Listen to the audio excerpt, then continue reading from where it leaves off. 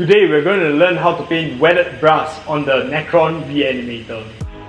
That the entirety of the cosmos is accessible through each and every individual's mind, connecting to the great mind, the great spirit.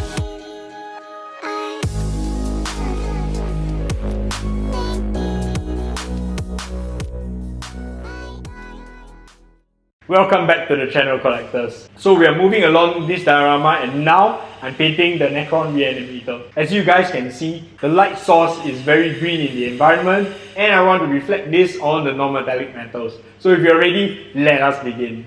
Alright, so these are some of the colors that we'll be using. Firstly, we are mixing the base color using Chimera red oxide and black with a little bit of fluorescent green.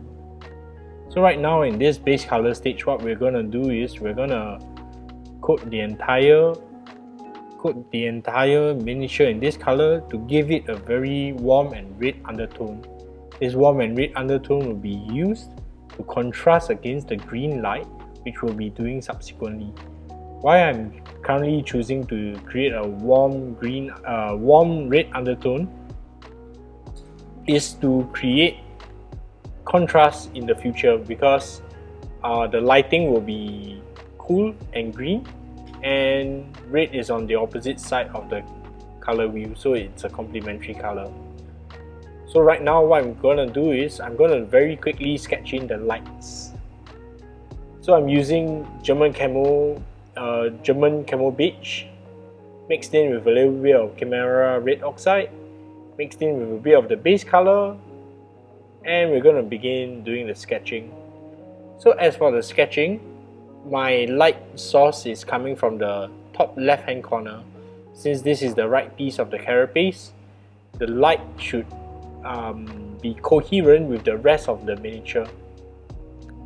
As you can see, these are the areas which I'll be placing the lights. When placing the lights, do pay attention to create contrast, because what I'm trying to create is that I'm trying to create a very reflective brown brass surface under green light.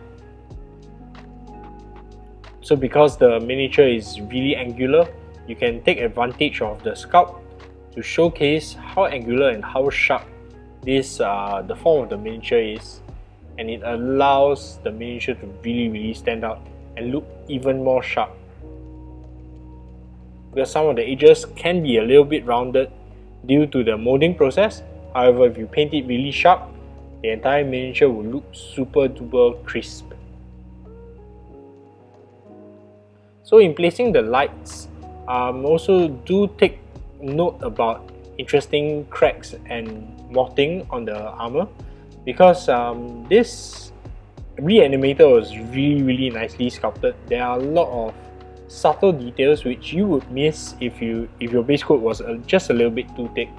So my advice to you is keep the coats thin, and yeah.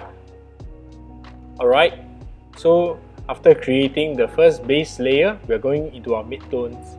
So the midtones, I'll be introducing a lot more fluorescent green and a lot more German camo beige. So we are creating sort of like a warmer yellow, it appears slightly yellow highlight. Alright, so as per just now's highlight placement, what we want to do is we want to paint within the highlight placement, leaving just a little bit of the previous color showing.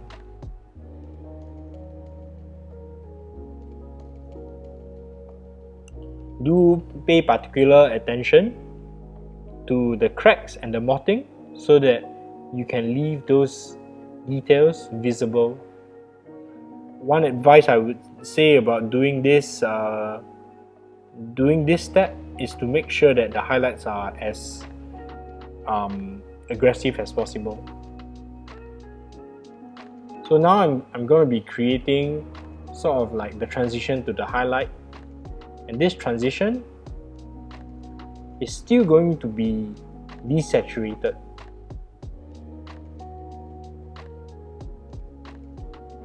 As you guys can see, the effect is starting to show, and you can see that the miniature is starting to look a lot more angular because of the paintwork. At this stage, you can afford to be a little bit messy because in the later stages I'll be cleaning up. So it's really interesting to do a piece like this because not often do you get the mid-tone and the base color as a color which is complementary to the highlight color. Okay, right now as you guys can see, I'm going to be creating a highlight color. I'm using Vallejo Model Color Ivory mixed in with the rest of the colors, and this will stand out a lot for two reasons. Firstly, because green is a complementary color which is emphasized by the base color, and secondly because of the values. As you guys can see, even at this stage I'm being really messy.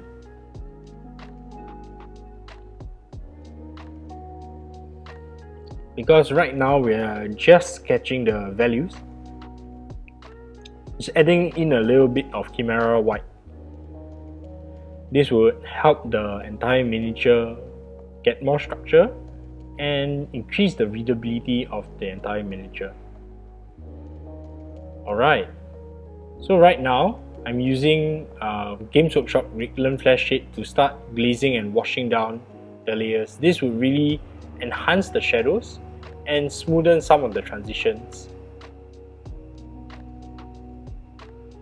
At this stage, where you want to be focusing at is focus where the base coat meets the first base layer and try to smooth out the transitions there. So as you guys can see, with the Reclan Flash Shade you will need several layers to start to have it visible, but try not to have the Reclan Flash Shade over any of the highlights.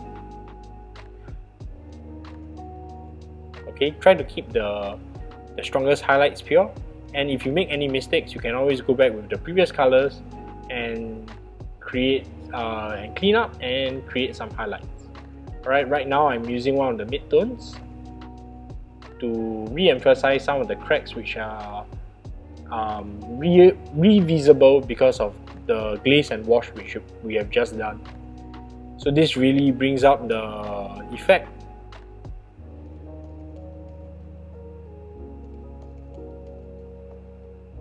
And you will see the final result really shortly. So as you guys can see, this is the final result. So just a little bit more shading and glazing really makes the metal look a lot more defined. Hope you like the result.